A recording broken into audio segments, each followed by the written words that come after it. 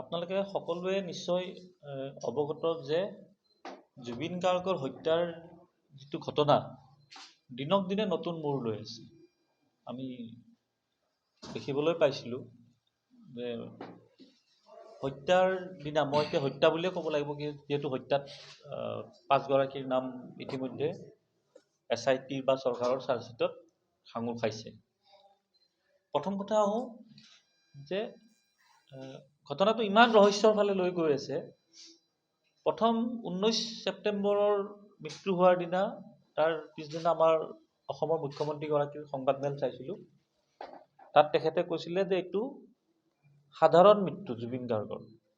Singapore আৰক্ষীৰ পৰা পষ্টমৰ্টম ৰিপৰ্টত সাধাৰণ মৃত্যু বুলি ৰিপৰ্ট আহিছে। গতিকে এইটো মুখ্যমন্ত্ৰী সংবাদ মাধ্যমক জনাইছে যে জুবিন গাৰ্গৰ মৃত্যুত কোনো ৰহস্য নাই, এইটো সাধাৰণ মৃত্যু। তাৰ কেইদিনমান পিছত আহিল যে জুবিন গাৰ্গক হত্যা কৰা হৈছিলে। এইটো মুখ্যমন্ত্ৰীৰ কথা কৈছোঁ মই। তাৰ কেইদিনমান পিছত আকৌ অসম বিধানসভাত ক'লে যে জুবিন গাৰ্গক এজনে হত্যা কৰিছে, 4জনে সহযোগ কৰিছে। এইবিলাক স্পষ্টকৈ সকলো কথা ওলাই আছে। এইটো যোৱা নৱেম্বৰৰ 25 নে 26 তাৰিখে ক'লে। অহা 12 ডিচেম্বৰ তাৰিখে চাৰ্জশ্বিটখন দাখিল কৰিলে। CID বা চৰকাৰে আদালত দাখিল কৰিলে। এতিয়ালৈ ৰাজহুৱা হোৱা নাই কপিটো, নহ'লেও বাৰু চাৰ্জশ্বিটটোৰ কি ওলাইছে বিষয়টো লৈ মই পিছত আহিম। চাৰ্জশ্বিটত নামো আহি গ'ল।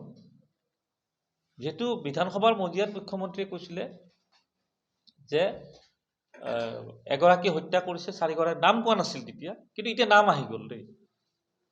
কাৰণ সংবাদ মাধ্যমত চাৰ্জশ্বিটখনৰ বিষয়ে ওলাই আছে, কিন্তু এতিয়ালৈ চৰকাৰখনে মিছা বুলি কোৱা নাই। যদিও চাৰ্জশ্বিটখন অফিচিয়েলি কাৰো হাতত পৰা নাই, সেইখন মিছা বুলি কোৱা নাই।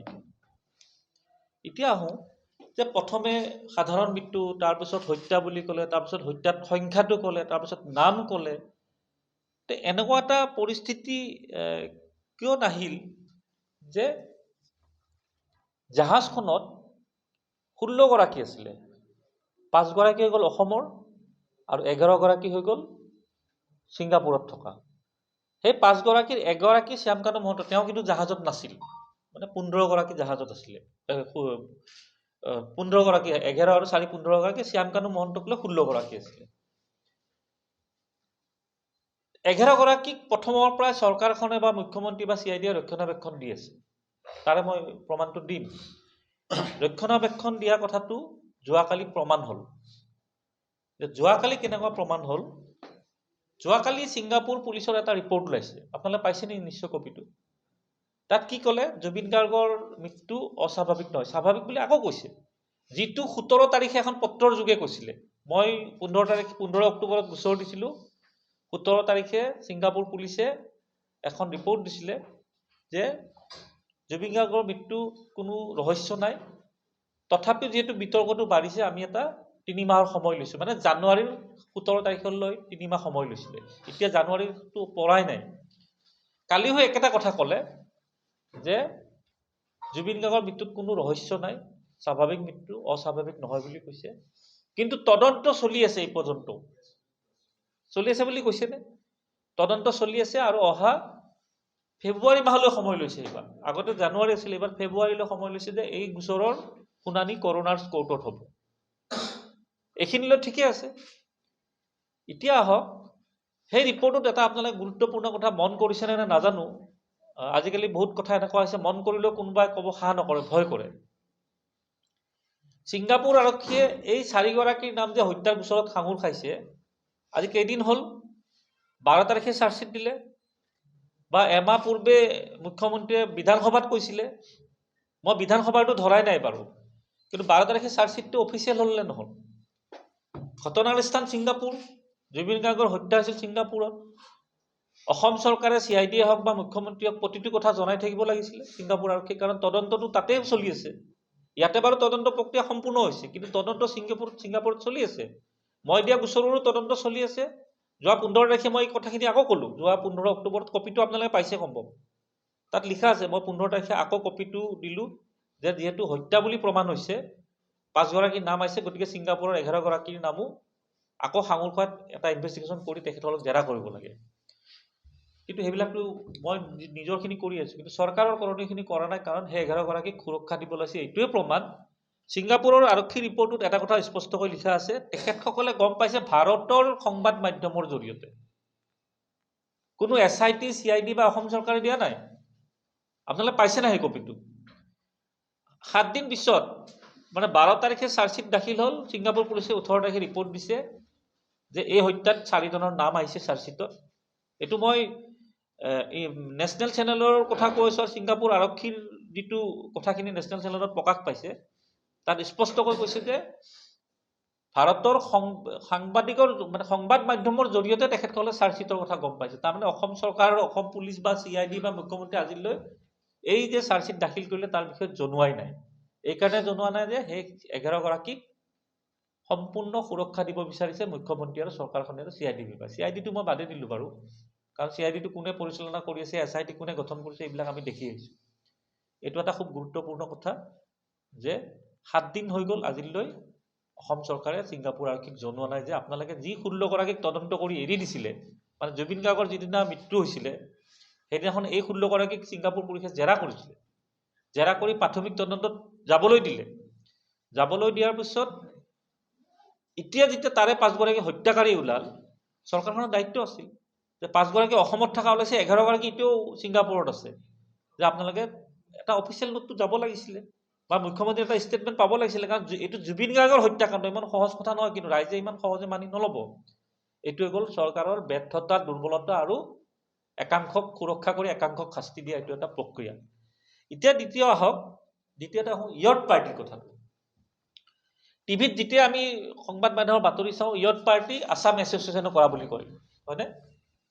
বা নৰ্থ ইষ্ট ফেষ্টিভেলে আয়োজন কৰা বুলি কয়। আছাম এছ'চিয়েশ্যন মানে ছিংগাপুৰত থকা। এই য়ট পাৰ্টিটো না আছাম এছ'চিয়েশ্যনৰ নেতৃত্বত হৈছিলে, না ছিংগাপুৰৰ অনুষ্ঠিত নৰ্থ ইষ্ট ফেষ্টিভেলৰ নেতৃত্বত, এই দুইটাৰ নেতৃত্বত হোৱা নাই। য়ট পাৰ্টিটো আছিল সম্পূৰ্ণ ছিংগাপুৰ এছ'চিয়েশ্যনৰ 11গৰাকী সদস্য। ছিংগাপুৰ আছাম এছ'চিয়েশ্যনত প্ৰায় 450ৰ ওপৰত সদস্য আছে। তাৰে ভিতৰত 11গৰাকীয়ে এই য়ট পাৰ্টিৰ আয়োজন কৰিছিলে। 11গৰাকীয়ে এতিয়া আয়োজন কৰাৰ পিছত জুবিন গাৰ্গৰ যিহেতু হত্যা হৈছে, হত্যাটো ক'ত হৈছে? জাহাজত, সাগৰত, ৰাস্তাতটো হোৱা নাছিলে। তাত কোন জড়িত আছে কোন জড়িত নাই সেইটো প্ৰমাণ কৰিব আইন আদালতে, গোচৰটো চলিবহে এতিয়া। কিন্তু তদন্তৰ আওতাততো 16গৰাকী আহিব লাগিছিলে। যিখন চাৰ্জশ্বিটত প্ৰকাশ পাইছে, অখিল গগৈ ৰাজহুৱা কৰি সংবাদ মেল দিছিলে, মই তাৰে উদ্ধৃতি দি কৈ আছোঁ, যিকেইটা কাৰণত এই 5গৰাকীৰ বিৰুদ্ধে ধাৰা লাগিছে 106 আৰু 105 আৰু 103, এই 5গৰাকীৰ বিৰুদ্ধে লাগিছে নে নাই? সেই ধাৰাসমূহ কি কাৰণত লাগে, সেই কাৰণসমূহ চাৰ্জশ্বিটত উল্লেখ আছে। 1 নম্বৰ হৈ গ'ল, খুব গুৰুত্বপূৰ্ণ এইটো, ভুক্তভোগীক মানে জুবিন গাৰ্গক নিচাযুক্ত আৰু দুৰ্বল অৱস্থাত লাইফ জেকেট অবিহনে পানীত নামিবলৈ দিয়া। 1 নম্বৰ, যাৰ বাবে এই 5গৰাকীৰ ওপৰত ধাৰা লাগিছে। 2 নম্বৰ, চিকিৎসাৰ বাধা থকাৰ পিছতো জুই আৰু পানীৰ ওচৰলৈ নিয়া। চিকিৎসকৰ বাধা আছিল, জুই আৰু পানীৰ ওচৰলৈ নিব নালাগে, তাৰপিছতো লৈ গৈছে।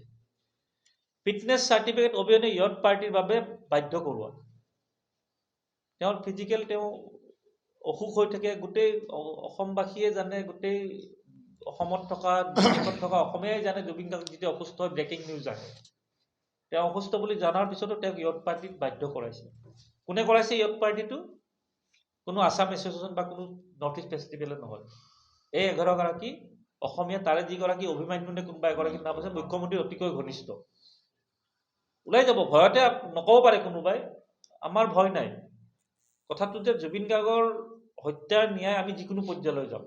মই গৈছোঁ, দেখি আছে, মই 3বাৰকৈ ছিংগাপুৰ গ'লো এতিয়ালৈ। জুবিন গাৰ্গৰ মৃগ ৰোগ আৰু বমিৰ লক্ষণক অৱহেলা কৰি পানীত সাঁতুৰিবলৈ উচতনি দিছে।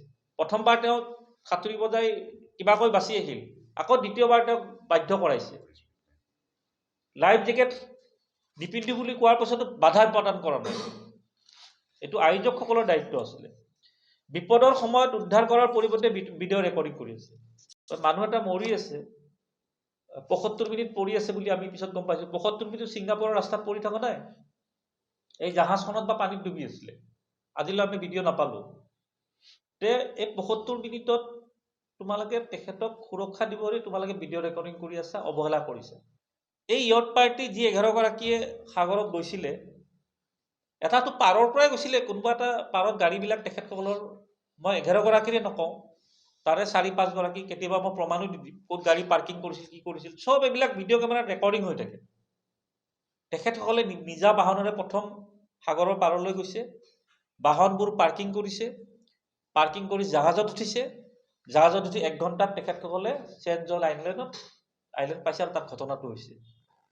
তাত ঘটনাটো হোৱাৰ পিছত তেখেতসকলৰ দায়িত্ব আছিল এম্বুলেঞ্চলৈ ৰখিবই নালাগে, ইমিডিয়েট তাৰ পৰা লৈ আনি নিজৰ বাহনেৰে প্ৰথম লৈ যাব লাগিছিল মেডিকেললৈ, কিন্তু সেইটো নকৰিলে। আচ্ছা, সেইটো নকৰি কি কৰিলে, তেখেতসকল নিশ্চিত হৈছে যে জুবিন গাৰ্গৰ মৃত্যু হৈছে, আমি এটা চেষ্টা কৰি লাভ নাই, যাৰ বাবে এম্বুলেঞ্চৰ কাৰণে ৭০ৰ পৰা ৯০ মিনিট তেখেতসকলে ৰখি থাকিল। হয়নে কথাটো? যদি ৰাজপথত ৭০ৰ পৰা ৯০ মিনিট ৰখি থাকিলে হয়, ছিংগাপুৰৰ নিচিনা দেশ এখনত পুলিচ প্ৰশাসন এনি টাইম সষ্টম হৈ থাকে। তেখেতসকল কোন দোষী কোন নিৰ্দোষী কি হত্যা সেইটো পিছত চাব, প্ৰথম তেখেতক ট্ৰিটমেণ্ট দিলে হয়। ট্ৰিটমেণ্টৰ পৰা এইকাৰণে বঞ্চিত হ'ল যে এখেতসকলৰ অৱহেলা। এতিয়া কথাটো হৈ গ'ল, এই যিকেইটা কাৰণ মই আপোনালোকক ক'লোঁ, এই কাৰণকেইটাৰ ভিত্তিত তেখেতসকলৰ এই 5জনৰ ওপৰত 103 আৰু 105ৰ গোচৰ ৰুজু কৰিছে। তে এইকেইটা কাৰণ সেই 11গৰাকীৰ ক্ষেত্ৰত প্ৰযোজ্য হ'ব লাগে নে নালাগে? একেখন জাহাজত 16গৰাকী আছে, 5গৰাকীৰ ক্ষেত্ৰত প্ৰযোজ্য হ'ল, বাকী 11গৰাকীৰ ক্ষেত্ৰত নহ'ল।